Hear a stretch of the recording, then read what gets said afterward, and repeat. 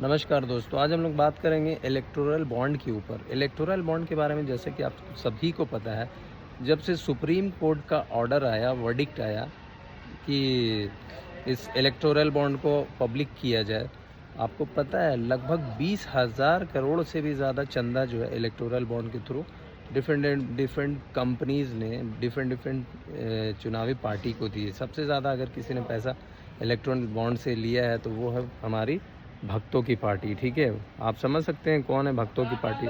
उसके बाद आप कांग्रेस को भी मिला है लगभग 1400 करोड़, तृणमूल कांग्रेस को। इसी तरीके से अलग अलग पार्टियों को अलग अलग करोड़ों रुपया में पैसा मिला। आपको पता है ये सारे पैसे बड़ी बड़ी कंपनियों ने दिए हैं। क्यों दिए आपको मालूम है? इसलिए दिए ताकि अपने बैलेंस शीट में वो मुनाफा को कम दिखा पाएँ और उन इनकम टैक्स उनको कम देना पड़े।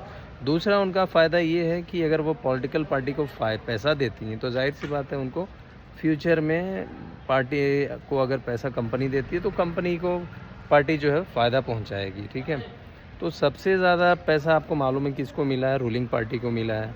तो इस तरह से देखा जाए तो ये एक बहुत बड़ा काला धंधा है एक तरह से। ठीक है, जिस पर सुप्रीम कोर्ट ने इलेक्टोरल बॉन्ड को बिल्कुल उड़ा ही दिया। और मेरी नज़र में अगर देखा जाए तो ये बहुत ही सही कदम है, बहुत ही सही स्टेप लिया गया।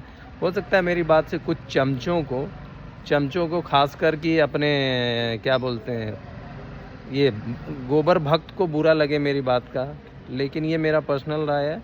जिसने भी सुप्रीम कोर्ट के 5 जजों ने, खास करके हमारे सुप्रीम कोर्ट के चीफ जस्टिस DY चंद्रचूड़ साहब ने जो डिसीज़न जो दिया है, वर्डिक्ट दिया 5 जजों के साथ, बहुत ही सराहनीय कदम है और इंडिया के इतिहास में एक बहुत बड़ा हिस्टोरिकल स्टेप है। ठीक है, जो कि सुप्रीम कोर्ट ने लिया है। तो इससे क्या है कि ये 2018 में आया था, आपको पता होना चाहिए। बहुत सारी ऐसी कंपनी है, मैं आपको बताऊंगा, ज़्यादा तो टाइम नहीं है मेरे पास, बट मैं शॉर्ट में बताना चाहूँगा। बहुत सारी ऐसी कंपनी हैं जो कि शेल कंपनी थी। ठीक है, फर्जी कंपनी। उन कंपनियों ने भी पार्टियों को डिफरेंट अमाउंट दिए हैं, बहुत सारे करोड़ों में अमाउंट दिए।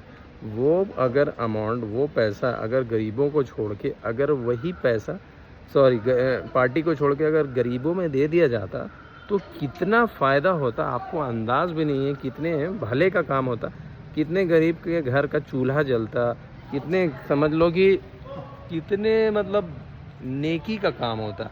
बट ये पार्टियों ने पैसे लूट लिए हैं। ठीक है, मैं देखिए यहाँ पे ये बोलना गलत होगा कि पार्टियों ने धमकाया है, बट जैसा कि रिपोर्ट में खुलासा हो उसके हिसाब से तो यही देखा जा रहा है कि ED ने अगर 6 अक्टूबर को रेड किया है तो उसी कंपनी के एजेंट ने 10 अक्टूबर को या 9 अक्टूबर को जाके क्या किया है भाई, तो 400 करोड़ का इलेक्टोरल बॉन्ड खरीद लिया है।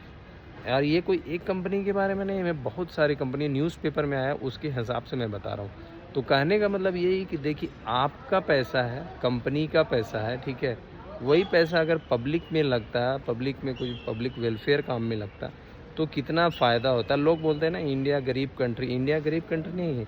इंडिया गरीब नहीं है, इंडिया में भी बहुत पैसा है। वही पैसा अगर कुछ सोशल वर्क में लगाया जाए तो लोगों का भला हो, गरीबी मिटे, जो भी थोड़ा बहुत गरीबी है वो मिटे। बट ये पार्टी, खासकर पार्टियों के नेता बस अपनी रोटी सेकते हैं, अपना बस चमकाना चाहते हैं, अपना फ़ायदा देखते हैं। और इस तरह से रहा तो ये कभी भी इंडिया को डेवलप कंट्री बनने नहीं देंगे। तो मेरी आपसे यही गुजारिश है कि इस बार का जो इलेक्शन हो रहा है, अपना वोट आप सोच समझ के दें।